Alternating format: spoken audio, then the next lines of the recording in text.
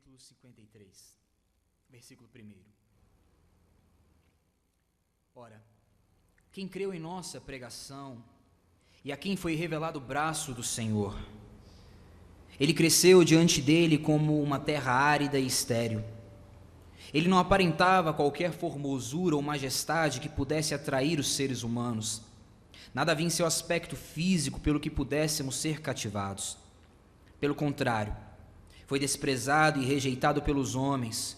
Viveu como homem de dores, experienciou todo o sofrimento. Caminhou como alguém de quem os seus semelhantes escondem o rosto. Foi menosprezado e nós não demos à sua pessoa importância alguma. E, no entanto, suas dores eram nossas próprias enfermidades que ele carregava em seu ser. Sobre o seu corpo levou todas as nossas doenças. Contudo, nós o julgamos culpado e castigado por Deus, pela mão de Deus ferido e torturado. Mas, de fato, ele foi transpassado por causa das nossas próprias culpas e transgressões. Foi esmagado por conta das nossas iniquidades. O castigo que nos propiciou a paz caiu todo sobre ele. E mediante as suas feridas nós fomos curados. Em verdade, todos nós, tal como ovelhas perdidas, andamos errantes. Cada ser humano tomou o seu próprio caminho, e o Senhor fez cair sobre ele a iniquidade de todos nós. Ele foi maltratado, humilhado, torturado. Contudo, não abriu a sua boca. Agiu como um cordeiro levado ao matadouro. Como uma ovelha que permanece muda na presença dos seus tosquiadores, ele não expressou nenhuma palavra. Por intermédio de julgamento tirano, ele foi preso. E quem pode falar dos seus descendentes? Pois ele foi ceifado da terra dos viventes. Por causa dos erros do meu povo, ele foi golpeado. Deram-lhe uma sepultura com os ímpios, e ficou com um rico na sua morte. Embora jamais tivesse cometido injustiça, nem houvesse qualquer engano ou inverdade em seus lábios. Contudo, foi do propósito do Senhor torturá-lo e fazê-lo passar por toda a dor. E embora o Senhor o tenha feito como oferta pelo pecado da humanidade, ele verá a sua posteridade, prolongará os seus dias para sempre, e a vontade do Senhor prosperará em suas mãos. Logo depois do sofrimento, ele contemplará o resultado da sua obra, o empenho da sua alma, e ficará satisfeito. Mediante a sua sabedoria, o meu servo, o justo, justificará a muitos e tomará sobre si mesmo as más obras dos seres humanos. Por este motivo, eu lhe darei uma porção generosa entre os grandes, e ele dividirá os despojos entre as multidões, porquanto ele derramou a sua própria vida até a morte, e foi contado entre os criminosos. Portanto, ele levou sobre si o pecado de muitos, e pelos transgressores intercedeu. Espírito Santo do Senhor, nós queremos ser eternamente gratos ao Senhor pela sua palavra. Eu quero louvar o seu nome, Pai, pela oportunidade de estar aqui essa noite, trazendo a sua palavra, a tua noiva, e te pedindo, Pai, em nome de Jesus, que o Senhor tenha misericórdia das nossas vidas. Pai, que nessa noite possa ser uma noite especial, uma noite onde o Senhor fenda os céus e desça sobre as nossas vidas. Te pedimos em nome de Jesus, Pai, que o Senhor nos revele o real significado da cruz essa noite. Pai, que o Senhor nos mostre, Pai, verdadeiramente o que foi a crucificação. Te pedimos assim, em nome de Jesus. Amém. O salmista Davi, no Salmo 27, no versículo 4, salvo engano, Davi, se a gente for analisar os salmos de Davi, nós vemos um homem completamente desesperado pela presença de Deus. Um homem completamente apaixonado pela presença de Deus. Os salmos de Davi giram em torno da presença de Deus. Nós vemos Davi louvando a Deus e dizendo que não era ele quem louvava, mas sim a própria alma dele louvava e ansiava por Deus. A batida do coração de Davi, ela estava alinhada com a batida do coração de Deus. Por quê? Porque Davi era desesperado pela presença de Deus. No Salmo 27 nós vemos Davi fazendo uma pergunta, fazendo um pedido somente a Deus. Davi chega para Deus e fala: Senhor, uma coisa eu peço, apenas uma coisa eu peço ao Senhor, uma coisa, que é habitar na sua casa por todos os dias da minha vida, que é estar na sua presença por todos os dias da minha vida. Se eu pudesse pegar a sua mente agora, o seu coração, e abrisse ele com precisão cirúrgica, se a semelhança de Davi nós pudéssemos pedir agora para o Espírito Santo para sondar o seu coração e projetasse os seus últimos pedidos, aquilo que você tem pedido tanto a Deus, o que o Espírito Santo nos mostraria? O seu pedido, aquilo que você tem tanto pedido a Deus, seria para estar na casa do Senhor por todos os dias e habitar na presença dEle por toda a eternidade? Qual é a coisa que você tem tanto pedido ao Senhor? É uma namorada? É um emprego? É um casamento? É alegria? É felicidade? É esperança? É sucesso? O que você tem pedido ao Senhor? Aonde o seu coração tem se derramado na presença do Senhor? O que tem ocupado a sua mente, o seu coração, o seu intelecto, a sua força, os seus lábios? Se nós pudéssemos abrir a sua mente, seria uma busca incansável pela presença do Senhor. Eu arrisco dizer, pelo que a Bíblia nos mostra, que se nós pudéssemos abrir a mente de cada um aqui, a maioria das pessoas não estariam pedindo a presença do Senhor. Nós temos uma mania de pedir a presença do Senhor e desejar o Senhor como a última coisa da nossa lista, sendo que o Senhor da igreja é o bem supremo da igreja. E você só consegue se tornar desesperado pela presença de Deus e apaixonado por esse Senhor que você vem aqui todos os sábados, todos os domingos e louva, se você entender o que foi a cruz. Talvez o real motivo da sua frustração espiritual, da sua frieza espiritual, do seu declínio espiritual, das suas orações não serem bem-sucedidas, da felicidade nunca chegar ao seu coração, talvez o real motivo disso tudo seja porque você ainda não se desesperou e se apaixonou pela presença do Senhor. E isso só aconteceu na sua vida porque você ainda não entendeu realmente o que foi a cruz de Cristo. E é sobre isso que nós vamos tratar essa noite. Nós lemos um texto que foi escrito 730 anos mais ou menos antes da crucificação de Cristo. E nós estamos diante de um texto que seria quase um discurso ocular, uma testemunha ocular do que foi realmente a crucificação. E foi escrito 730 anos antes da crucificação de Cristo, com uma nitidez tremenda. Mas para nós entendermos a crucificação, nós temos que ter na nossa mente 3 entendimentos. O primeiro deles, Romanos capítulo 3, versículo 23, porque todos pecaram e destituídos da glória de Deus estão. Não há ninguém que faça o bem. Se eu pudesse abrir o meu coração e te mostrasse os meus pensamentos ruins, você ia ver como eu sou mau, como eu sou carente de Deus. Se eu pudesse abrir o seu coração e mostrasse os pensamentos das últimas 24 horas, você teria vergonha. Você sabe disso. Porque a Bíblia nos mostra que o nosso coração e a nossa mente estão inclinados para o mal. E que se não fosse o Senhor, nós já estaríamos perdidos. Foi como ele leu aqui. Nós temos 2 formas de viver, uma em Adão e outra em Cristo. Lutero certa vez disse que o velho Adão foi afogado nas águas do batismo, mas o miserável sabe nadar muito bem. O nosso velho Adão sabe nadar muito bem. A nossa maldade fica saindo da gente o tempo inteiro e você sabe disso. A segunda verdade que você tem que entender é que não há nenhuma salvação a não ser em Cristo Jesus. E não há nenhum outro nome dado na terra ou debaixo da terra por qual nós devamos ser salvos, a não ser Cristo Jesus. A salvação vem somente por Ele. Você precisa desesperadamente dEle, e Davi entendeu isso. Ele precisava de Deus. A alegria da salvação de Davi estava em Deus, não estava nos méritos de Davi. Nós vemos Davi quando está trazendo a arca da casa de Obed-Edom. Ele entende que a presença de Deus está na arca, e a arca está entrando dentro da cidade, e a presença está entrando dentro da cidade. O que Davi faz? Ele tira suas roupas, ele começa a dançar, ele perde o decoro, ele entende que quem está entrando é Deus cheio de glória na cidade, é a presença dele. É aquela presença que Davi tanto ansiava, é aquela presença que Davi tanto amava, é aquela presença que Davi tanto desejava, que estava entrando. Se essa presença entrasse aqui agora, qual seria a sua reação? Eu te digo, essa presença está à sua disposição todos os dias e você não tem se desesperado por ela. Eu, por muitas vezes, não tenho me desesperado pela presença de Deus como eu deveria, como o Senhor requer.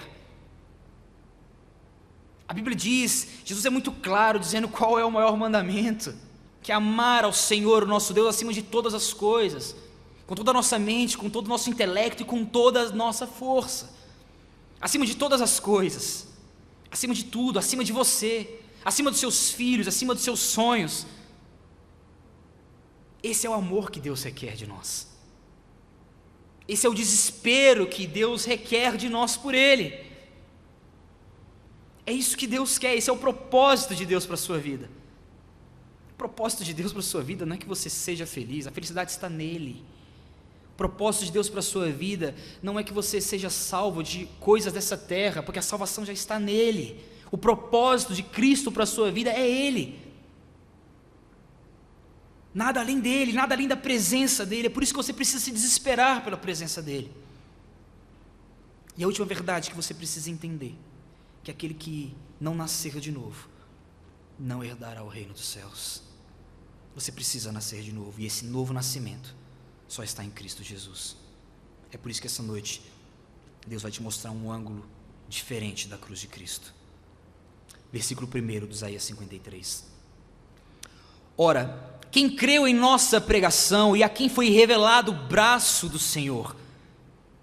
Veja, a pregação de Cristo, a mensagem central da cruz, a mensagem central de Deus desde Gênesis até Apocalipse tem sido negada. Ela vem em oposto ao que o mundo prega, ao oposto àquilo que a gente deseja, ao oposto àquilo que a gente anseia. O mundo prega uma felicidade longe de Cristo. E se nós formos analisarmos o que a Bíblia nos mostra, nós vamos ver um paradoxo extremo. Aquele que está triste é que está alegre, aquele que está com fome é que está bem, aquele que chora é que é consolado, aquele que tem temor é que está tranquilo.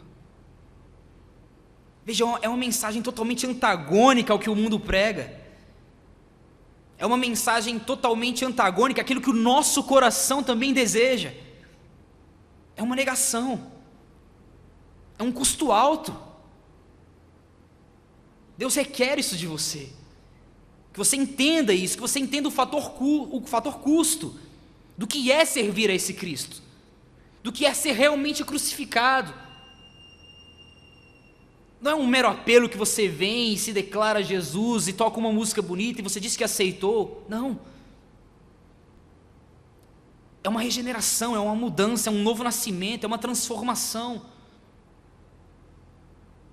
Eu vi um testemunho de um missionário em Moçambique, se eu não me engano, o nome dele era Dumas. Esse homem entrou numa igreja e ele foi maravilhosamente salvo naquela noite. O Evangelho do Senhor abriu o coração dele e aquele homem foi salvo. No outro domingo, esse homem entrou na igreja e o pastor chegou para ele e falou assim: olá, é muito bom te ver aqui novamente, você foi lá no apelo, você aceitou Jesus, é bom ter você aqui conosco. E esse Dumas chegou para o pastor e falou: pastor, eu quero te fazer um pedido. E o pastor: diga, qual o pedido? Me dá uma igreja. E o pastor falou: como assim te dá uma igreja? Você acabou de se converter, você não sabe nem falar direito, você não tem nem estudo, como é que você quer uma igreja? E o Dumas virou para o pastor e falou: realmente você está certo. E Dumas foi embora, voltou na outra semana e chegou para o pastor: pastor, me dá uma igreja. E o pastor falou: não, eu não posso te dar uma igreja, você acabou de se converter, você nem conhece a Bíblia direito, como é que você quer uma igreja? E o Dumas falou: você está certo, pastor. Então Dumas saiu, passou 21 dias fora e voltou 21 dias depois. E chegou naquele mesmo pastor e falou: pastor, me dá uma igreja. Então o pastor chegou para o Dumas e falou: eu vou ver o que eu posso fazer por você. Mas por que você quer tanto uma igreja? Me explica isso. Dumas virou para esse pastor e disse o seguinte: pastor, há 21 dias atrás eu entrei por um riacho, dei um beijo na minha esposa, nos meus filhos, me despedi deles, entrei por esse riacho, atravessei uma mata, atravessei um campo e entrei numa caverna. Peguei a minha Bíblia, lavei o meu rosto e falei para Deus: Deus, 21 dias, eu e o Senhor, ou o Senhor tem um chamado na minha vida, ou eu não sou mais nada. Naquela noite, naqueles 21 dias, no meio daqueles 21 dias, ele falou que o Senhor visitou ele maravilhosamente, chamou ele para o ministério. As coisas velhas ficaram para trás. Ele só queria Deus. O brado dele era: eu quero Deus. Pastor, me dá uma igreja porque eu quero Deus. Isso é novo nascimento. As coisas velhas ficaram para trás, ele nasceu de novo. Agora o coração dele se inclinava para esse Deus, se inclinava para essa cruz. Ele tinha sido crucificado, ele tinha sido morto para esse mundo. Resultado: 10 anos depois, a igreja desse jovem pastor Dumas é uma das igrejas mais majestosas de Moçambique, porque um homem ousou buscar ao Senhor e buscar a presença dele desesperadamente. Você precisa entender essas 3 verdades para que você possa entender a cruz. A pregação do Senhor, ela é antagônica àquilo que o seu coração deseja. A cruz é antagônica àquilo que você deseja. Você vai ter que se negar. As suas vontades não vão existir. Você não vai mais viver para você. Só que olha que paradoxo lindo. Olha que paradoxo majestoso. Você vai viver para um Deus que escreveu toda a sua história, onde Ele vai cuidar de você e te levar a bom termo até o céu, até a presença dEle. Você consegue entender isso? Consegue arder o seu coração? Porque se isso arde o seu coração, você já entendeu essas 3 verdades e provavelmente você já nasceu de novo. Versículo 2: ele cresceu diante dele como um broto tenro e como uma raiz saída de uma terra árida e estéril. Ele não aparentava qualquer formosura ou majestade que pudesse atrair os seres humanos. Nada havia em seu aspecto físico pelo que pudéssemos ser cativados. Pelo contrário, foi desprezado e rejeitado pelos homens. Viveu como um homem de dores, experienciou todo o sofrimento. Caminhou como alguém que os seus semelhantes escondem o rosto. Foi menosprezado e nós não demos à sua pessoa importância alguma. Você quer conversar de sofrimento comigo? Você quer realmente falar para mim dos seus sofrimentos? Da sua unha que encravou? Porque isso aqui é sofrimento. Veja, eu sou um cara que já sofreu bastante. Só que os meus sofrimentos, comparado aos sofrimentos de Cristo, não são nada. Tem pessoas aqui que têm sofrimentos estrondosos, mas eu te digo uma coisa: o seu sofrimento, comparado ao sofrimento de Cristo, não foi nada. Nada. Veja, nós temos um Cristo que Ele não é meramente Deus apenas. Nós temos um Cristo que foi homem. E se foi homem, Ele consegue se compadecer de você. É interessante o sofrimento de Jó. Em um determinado momento, Jó chega para Deus e faz uma oração ousada. Jó chega para Deus e fala: Deus, acaso tem olhos de carne? Acaso o Senhor tem olhos de carne para entender a dor que eu estou sofrendo? Acaso o Senhor é feito de carne? Acaso o Senhor é humano para entender o que eu estou sofrendo? E realmente Deus não podia entender o que Jó estava sofrendo. Só que vários e vários anos depois, Deus responde para Jó: e o Verbo se fez carne e habitou entre nós. Ali foi a consumação. Ali foi a resposta de Deus para Jó e para todos nós, que nós não temos somente um Deus. Eu gosto do J.C. Ryle quando ele começa a explicar a humanidade de Jesus. Ele, em determinado momento do livro, ele diz o seguinte: se Deus fosse somente Deus, Se Jesus fosse somente Deus, talvez nós teríamos um Deus inacessível. Nós não teríamos acesso a esse Deus. Ele seria poderoso, mas que acesso nós teríamos a um Deus que é Deus? Um Deus que é tão alto, que é tão sublime, e nós tão pequenos. Mas se nós tivéssemos um Jesus que fosse só homem, que Jesus fraco, que Jesus sujeito a pecados, mas louvado seja o Senhor, porque nós temos um Jesus que foi tanto Deus, que é tanto Deus como é homem, e foi homem. E porque foi Deus e foi homem, Ele experienciou todo o sofrimento. Você se sente triste? Você se sente abandonado? O meu Cristo foi abandonado no jardim de Getsemane. Você se sentiu traído? O meu Jesus foi traído com a maior traição no jardim do Getsemane. Você sente dores? O meu Jesus sofreu dores. E porque Ele sofreu tudo isso na pele, porque Ele foi feito de carne, Ele pode se compadecer de você, porque Ele sabe o que você está passando. Nós temos acesso a esse Deus. Você quer conversar de tristeza, de depressão, de morte, de doença, de enfermidade? O meu Cristo passou por tudo isso, e porque Ele passou por tudo isso, Ele sabe o que você passa, e Ele pode estender socorro, porque Ele passou, e se Ele passou, Ele pode se compadecer. Nós não temos qualquer Deus. Nós temos uma mania de exaltar o diabo e colocar o diabo num pedestal onde não é dele. Satanás tem poder, obviamente, mas nós servimos a um Deus. Se você nasceu de novo e você está em Cristo, você serve a um Deus que tem todo o poder. Olhe para Romanos capítulo 11, ó profundidade das riquezas, tanto do conhecimento quanto da sabedoria do Senhor. Quem conheceu a mente do Senhor?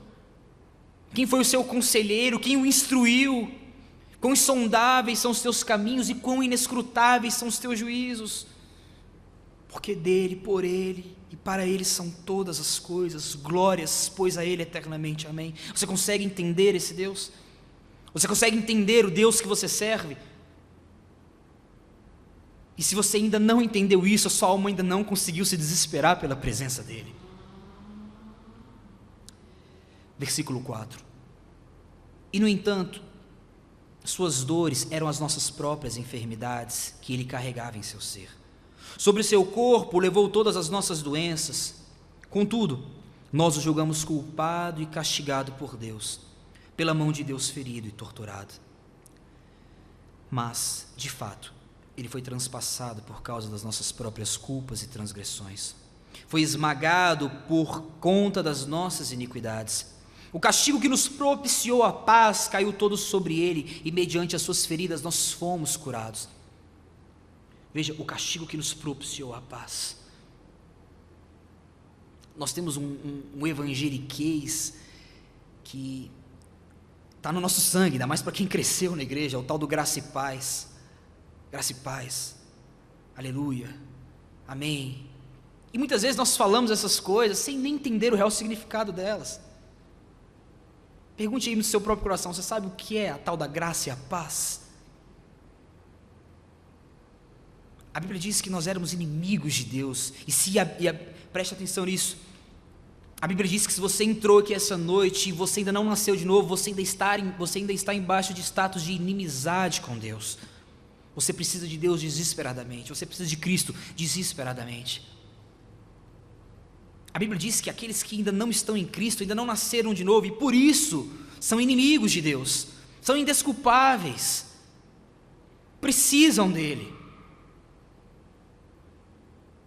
Essa paz que a Bíblia tanto fala, é a paz com Deus. O apóstolo Paulo vai dizer que que Deus nos reconciliou consigo mesmo, por intermédio de Cristo. É por isso que o apóstolo Paulo, em suas cartas, ele começa dizendo: graça e paz da parte de Deus, por intermédio de Jesus Cristo, a todos vós. Porque através de Cristo, Deus propiciou graça, e através de Cristo, Deus propiciou paz entre você e Deus. Essa é a paz que Isaías está dizendo aqui. Essa paz é paz com Deus. Se você está em Deus, você não tem mais uma flecha de ira apontada para você, mas você tem um Pai que quando você cai, Ele te levanta e te impulsiona.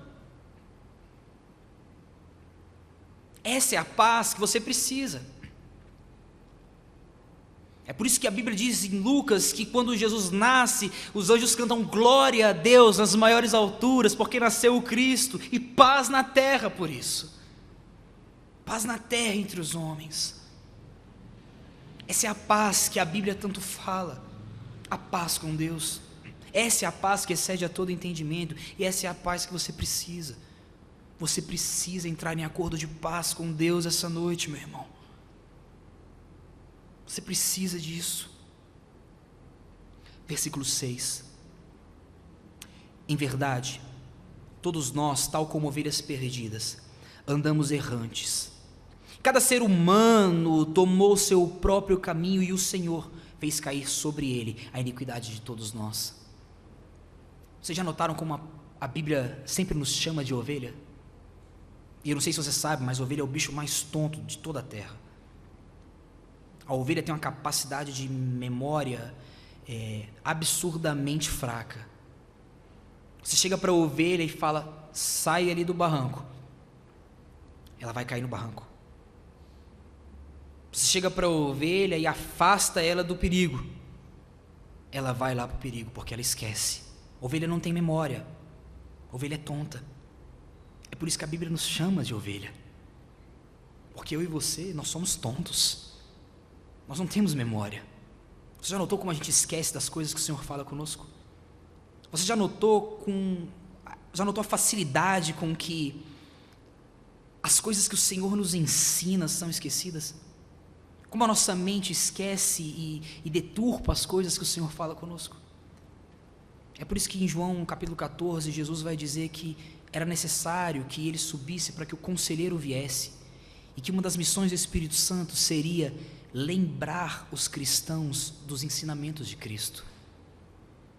Louvado seja Deus pelo Espírito Santo. Louvado seja Deus pelo cuidado que Ele tem na vida de cada um aqui. Porque o Espírito Santo, uma das missões mais grandiosas e belas do Espírito Santo é essa, é te lembrar dos ensinamentos de Cristo, é falar, ovelha, não vai por ali, é falar, ovelha, sai daí. Só que mesmo assim, nós sendo ovelhas, ainda cometemos muitas bobagens, ainda caímos em muitos buracos, nós andamos errantes. Você consegue ver que a salvação começa em Deus e termina em Deus, não há mérito nenhum no homem. Não é porque você veio aqui na frente e fez um apelo.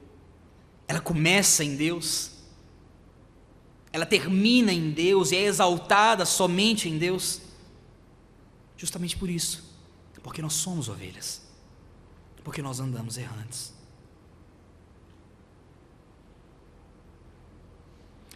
Versículo 6. Cada ser humano tomou seu próprio caminho e o Senhor fez cair sobre ele a iniquidade de todos nós. Veja, se a gente sair perguntando para qualquer pessoa aqui na rua, você sabe o que foi a cruz? O que foi a crucificação? Ah, Jesus morreu por mim. Essa é a resposta mais clássica que alguém vai te dizer, inclusive no meio da igreja. A crucificação foi Jesus morrer por mim. A crucificação não foi só isso. A crucificação ela vai muito mais dentro, ela vai muito mais lá no íntimo do que Jesus apenas morrer por nós. É uma imputação de pecado indevida a um ser inocente. Veja, nós acabamos de ler aqui que as iniquidades que eram devidas a nós foram imputadas em Cristo, que não tinha pecado nenhum.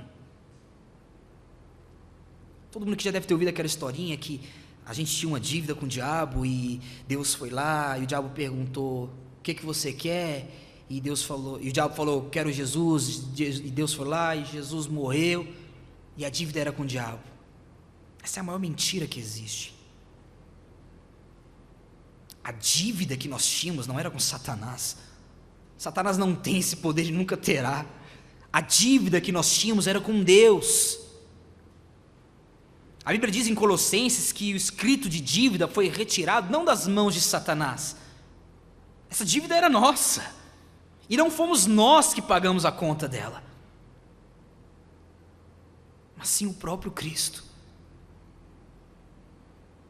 Ele é o pagamento. Havia uma dívida e ele quis pagar. Versículo 7. Ele foi maltratado e humilhado, torturado, contudo não abriu a sua boca. Agiu como um cordeiro levado ao matadouro, como uma ovelha que permanece muda na presença dos seus tosqueadores. Ele não expressou nenhuma palavra. Por intermédio de julgamento tirano, ele foi preso. E quem pode falar dos seus descendentes? Pois ele foi ceifado da terra dos viventes. Por causa dos erros do meu povo, ele foi golpeado. Veja, por causa dos erros do meu povo. Você consegue olhar para o Velho Testamento e olhar que o problema de Deus, o problema da idolatria, o problema do pecado, não era meramente com os outros povos, mas era com Israel. O problema de Deus era com seu próprio povo. Veja o que nós acabamos de ler. Por causa dos erros do meu povo, Deus está falando. Por causa dos erros do Paulo Felipe, por causa dos erros dos jovens da Igreja Batista Central de Anápolis, por causa dos erros do meu povo, o meu povo, a quem eu tanto amo, as minhas ovelhas.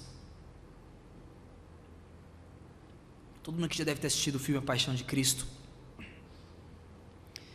Tem uma cena na Paixão de Cristo que Deus sempre fala muito comigo naquela cena. Essa cena não acontece na Bíblia, mas é uma cena muito forte.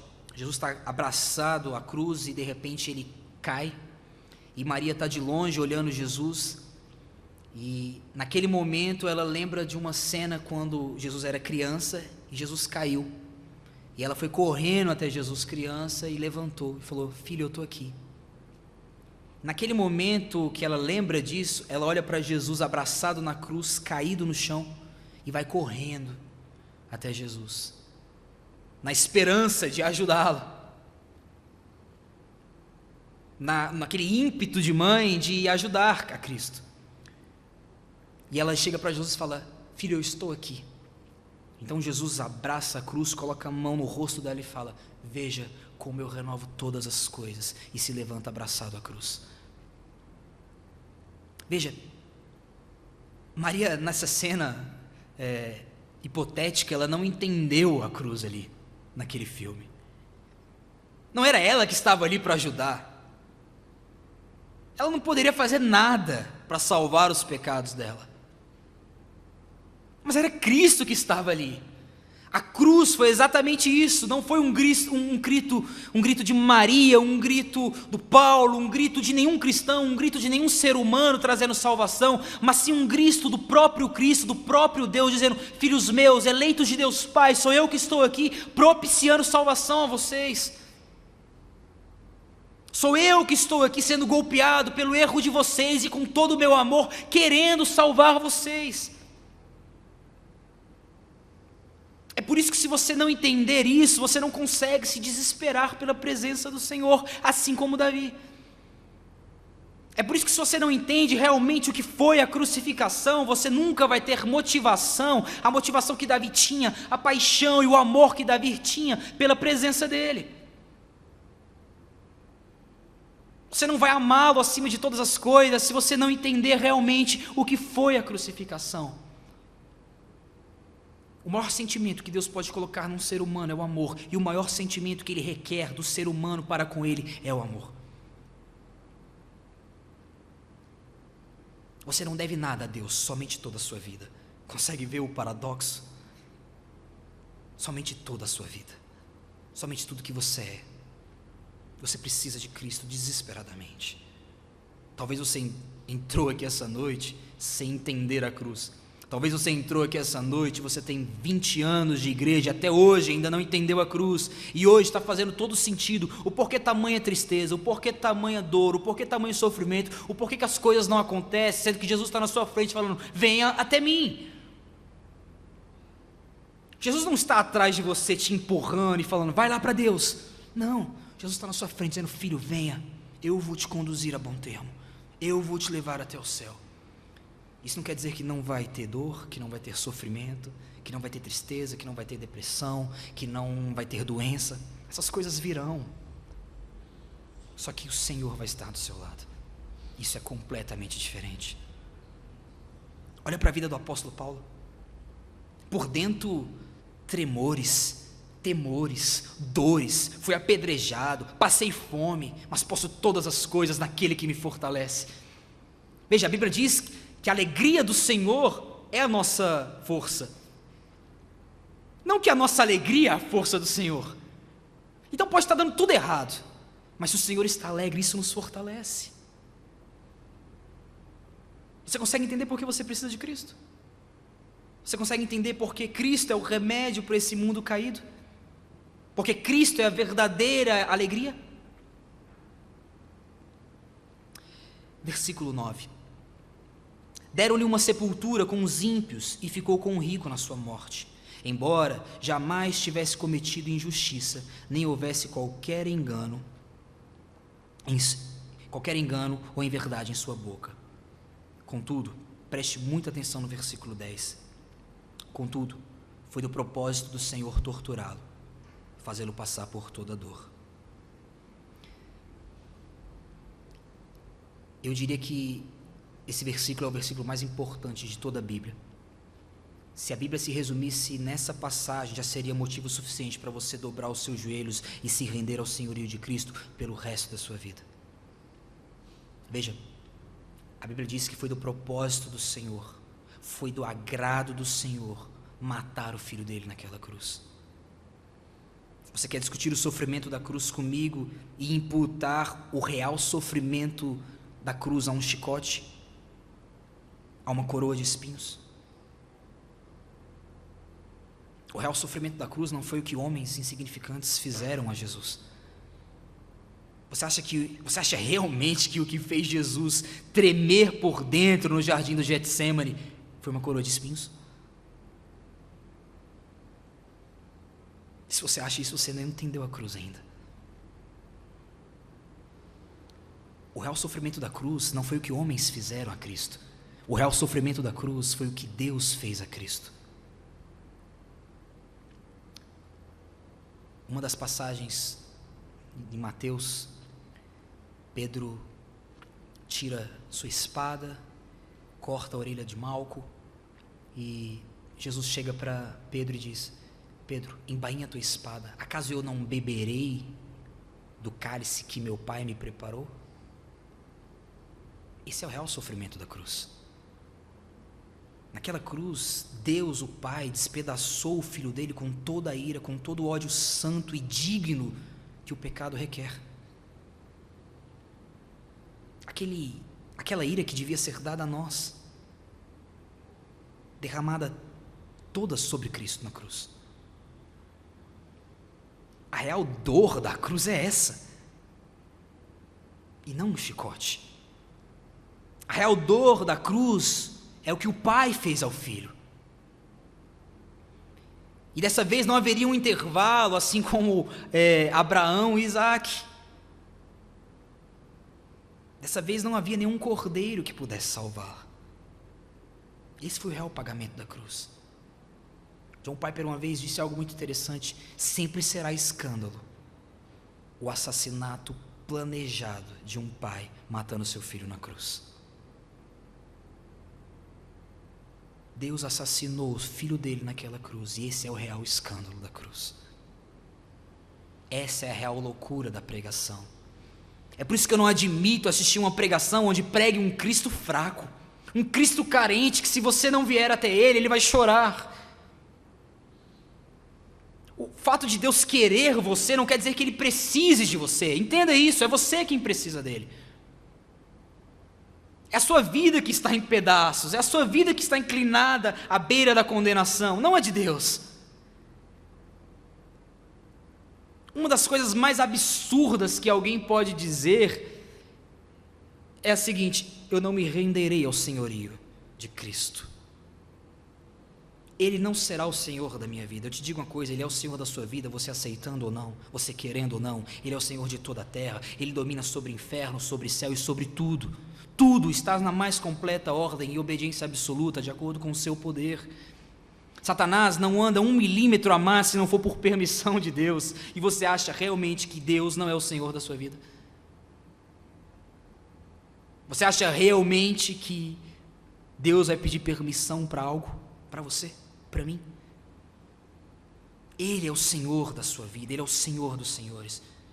Entenda, esse Cristo que foi humilhado, que foi torturado, que teve que se submeter a Pilatos, dobrar os seus joelhos, Ele virá em glória, virá em majestade, virá em força, virá em honra, virá em poder, virá como Rei dos reis e Senhor dos senhores, onde qual todos os reis vão fugir da sua presença, porque Ele virá como Rei e virá para dominar. Hoje Ele está sentado em um trono, estendendo graça e misericórdia, dizendo: vinde, vinde, vinde. Mas chegará um dia onde as portas serão fechadas e não haverá mais chance. Você precisa desesperadamente de Cristo. Não é Ele que precisa de você. Ele quer você, é diferente. Versículo 10. E embora o Senhor o tenha feito como oferta pelo pecado da humanidade, Ele verá a sua posteridade, prolongará os seus dias para sempre, e a vontade do Senhor prosperará em suas mãos. Logo, depois do sofrimento, Ele contemplará o resultado da sua obra, o empenho da sua alma, e ficará satisfeito mediante a sua sabedoria.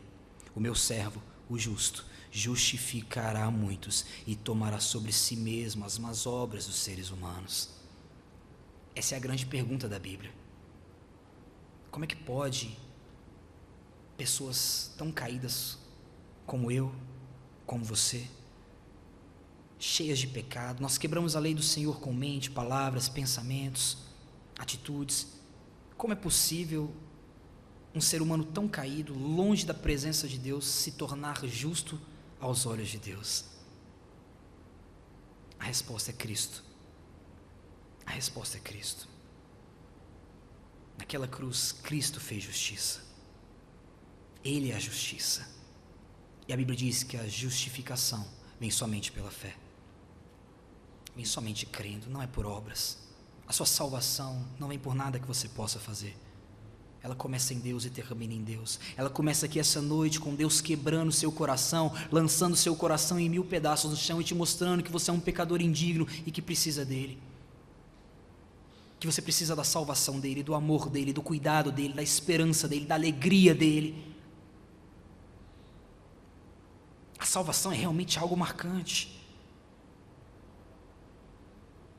Eu lembro que na minha ferida mais profunda eu consegui ver a glória de Deus me salvando. Não era para eu estar aqui hoje. Eu estava pendurado em uma gravata, tentando acabar com a minha vida. Mas naquela noite o Espírito Santo fendeu os céus, entrou no meu quarto e falou: filho, eu estou aqui. Naquele dia o peso do pecado, o peso da culpa caiu dos meus ombros. Eu vi a justiça, eu vi maravilhosa luz e fui salvo. Não pelo meu esforço, não pelas minhas qualidades, porque eu já te mostrei aqui que nós não temos qualidades, mas pela maravilhosa graça do Senhor que me alcançou, que te alcançou e que está alcançando alguns aqui. É por isso que você precisa dele. Naquela noite o Senhor falou para mim: filho, aquele que vem a mim de maneira nenhuma eu lançarei fora. E Ele te fala a mesma coisa. Se você está indo até Ele, Ele jamais te lançará fora. Ele te conduzirá a bom termo até o céu, até a presença dEle. É por isso que você precisa de Cristo. Versículo 12. Por este motivo, eu lhe darei uma porção generosa entre os grandes, e ele dividirá os despojos entre as multidões.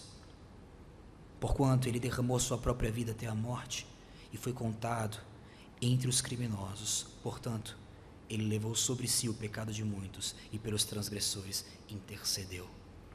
Nós conseguimos ver a profundidade, a largura, o comprimento, a extensão do amor de Deus em toda a crucificação, os detalhes. Veja, a Bíblia diz que o maior mandamento é amar o Senhor teu Deus acima de todas as coisas, com toda a sua alma, com toda a sua força, com todo o seu intelecto. E qual que é o segundo maior mandamento? amar o próximo como a ti mesmo. Veja o que Jesus fez nessa cruz. Ele podia ter acabado com tudo aquilo ali, mas ele foi mais além. Pelos transgressores, ele ainda intercedeu. Pai, não impute a eles tal pecado. É por isso que eu não concebo, não entra na minha mente, uma pessoa que nasceu de novo dizer que não ama o próximo. Que a Bíblia não admite isso, meu irmão. Sabe por quê? Porque Cristo amou seus inimigos. Porque Deus amou os inimigos dele. Quando você chegar em casa e olhar no espelho, sempre se lembre disso. Você já foi um inimigo de Deus e Ele te amou com amor profundo. Ele te amou até o fim.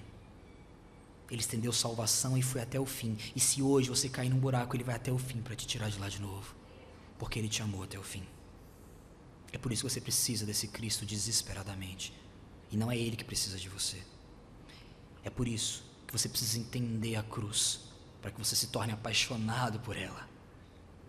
É por isso que se você não entender o que foi realmente a cruz, que foi uma obra de Deus matando o seu filho, despejando toda a ira de Deus sobre o seu próprio filho, você nunca vai conseguir ser igual Davi, desesperado pela presença do Senhor, apaixonado pela presença do Senhor, mas vai ser semelhante a Marta. Marta, você está